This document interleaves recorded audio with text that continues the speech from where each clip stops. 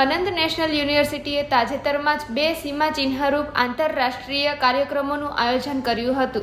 આ કાર્યક્રમ વિશે જાણ કરતા અનંત નેશનલ યુનિવર્સિટીના પ્રો હોસ્ટ અનન્યા ચૌબેએ જણાવ્યું હતું કે અમે માનીએ છીએ કે સ્વદેશી જ્ઞાન ટકાઉ ભવિષ્યના નિર્માણ માટે કલાતીત ક્ષણ પણ ધરાવે છે.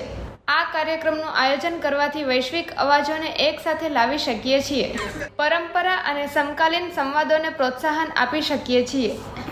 सर, आपका नाम परिचय और जो 2 दिन का अंतर्राष्ट्रीय कॉन्फ्रेंस का आयोजन है? मैं राजेंद्र सिंह हूँ. अनंत विश्वविद्यालय में इंडिजिनस नॉलेज सिस्टम का जो एक सेंटर बना है उसका चेयर हूँ और हम कोशिश कर रहे हैं कि हम इंडिजिनस नॉलेज सिस्टम के साथ युवा विद्यार्थियों को कैसे देश भर में ज़्यादा से ज़्यादा जोड़ सकें. उनके मन में एक अब तक जो वो डिज़ाइन पढ़ रहे हैं उस डिज़ाइन में एक और इनोवेटिव डिज़ाइन जो हमारे कॉमन फ्यूचर को बेहतर बना सकता है, जो हमारे जीवन में जो हमारा मूल सिद्धांत है भारतीय ज्ञानतंत्र का सनातनता, चरे वेती आदि अनंतः, जो हमेशा चलता रहता है, बिगड़ता नहीं है. आज जो बहुत कुछ बिगड़ गया है जलवायु परिवर्तन के कारण, उस सब का समाधान खोजने का डिज़ाइन अब अनंत विश्वविद्यालय में कोशिश हुई है.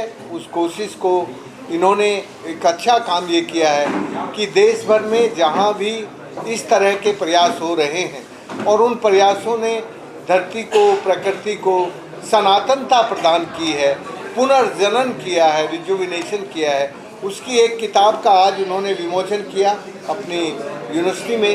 इस किताब में बहुत सारे आपको अनुभव देखने को मिलेंगे, सीखने को मिलेंगे कि जहाँ लोगों ने, कम्युनिटी ने अपने डिज़ाइन से अपने आप को ठीक कर लिया. ये जो डिज़ाइन है, ये डिज़ाइन अब पूरी दुनिया को ज़रूरत है. पूरी दुनिया में अब यही डिज़ाइन चलेगा जिससे रिजुविनेशन होता है. अभी तक हम विकास पढ़ते थे, अब हम रिजुविनेशन पढ़ेंगे क्योंकि विकास ने हमारी बुद्धि का विस्थापन किया है, हमारा बिगाड़ किया है और एक तरह से बहुत हम बाढ़ और सुखाड़ के विनाश की तरफ बढ़ गए. उसको रोकने के लिए अब हमें विकास की जगह ये रिजुविनेशन आना पड़ेगा, रिजुनेट करना पड़ेगा अपने नेचर को, रिजुनेट करना पड़ेगा ह्यूमैनिटी को, रिजुनेट करना पड़ेगा ऑल लाइफ को.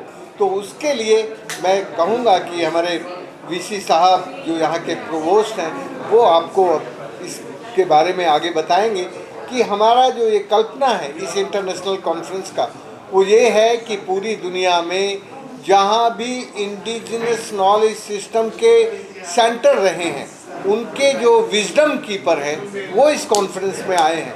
18 कंट्रीज़ के 5 कॉन्टिनेंट के विजडम कीपर यहाँ इकट्ठे हुए हैं. मुझे लगता है कि वो अनंत विश्वविद्यालय से सीखेंगे और अनंत विश्वविद्यालय उनसे सीखेगा. ये सीखने का दौर एक तरफा नहीं होता, ये सीखने का दौर एक दूसरे के साथ बराबरी से होता है. इसलिए ये जो दुनिया के लोग अनंत विश्वविद्यालय में आए हैं, अनंत राष्ट्रीय विश्वविद्यालय में आएंगे, वो भी सीख के जाएंगे कि हम किस तरह से अपनी अगली पीढ़ी को, युवाओं को इस काम के साथ जोड़ रहे हैं और हम भी उनसे कुछ सीखेंगे. बस मुझे इतना ही कहना था. प्रोवोस्ट अनंत नेशनल यूनिवर्सिटी, तो ये बहुत बड़ी आवश्यकता है आज के दिन में कि हमारी नई पीढ़ी इंडिजिनस नॉलेज सिस्टम्स जो हैं, जो पारंपरिक ज्ञान का स्रोत है और जो तरीके हैं वो ज्ञान जो है उससे परिचित हो पाए. पुरानी एक जो सोच रही है वो ये कि इंडिजिनस नॉलेज सिस्टम जो हैं, पारंपरिक प्रयोग या जो काम इस्तेमाल हम लोग करते हैं अपने जीवन में, उनमें विज्ञान की बुनियाद नहीं होती है, जो गलत मान्यता है. इंडिजिनस प्रयोग या जो भी ज्ञान है उसका धरातल विज्ञान ही पर अवस्थित है और इसलिए ये आवश्यक हो जाता है कि आज के युग में जब हमारी धरती इतनी समस्याओं से जूझ रही है, उसमें सस्टेनेबल फ्यूचर बनाने के लिए हमारी नई पीढ़ी का परिचय विज्ञान को खोजते हुए पारंपरिक ज्ञान के को किस प्रकार डिज़ाइन के रूप में इस्तेमाल किया जा सके ताकि समस्याएं दूर हो सकें. तो इसी औचित्य से, इसी उद्देश्य से हम लोगों ने ये सोचा कि दुनिया भर से, जैसा कि बताया गया, 18 देशों से यहाँ पर ये एक्सपर्ट्स जिन्होंने आध्यात्म और विज्ञान दोनों के प्रयोग से पृथ्वी को बचाने की कोशिश की है, वो यहाँ एकत्रित हुए हैं। मेरे साथ बैठे हुए हैं डॉक्टर जादव बोरा और इनका हाँ डॉक्टर भूया बोरगैन।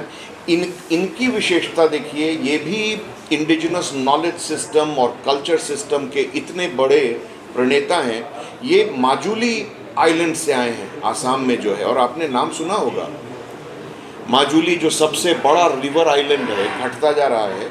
और वहाँ पर शंकराचार्य ने 400 वर्ष पहले कमला बाड़ी शास्त्रों का निर्माण किया था, स्थापना की थी।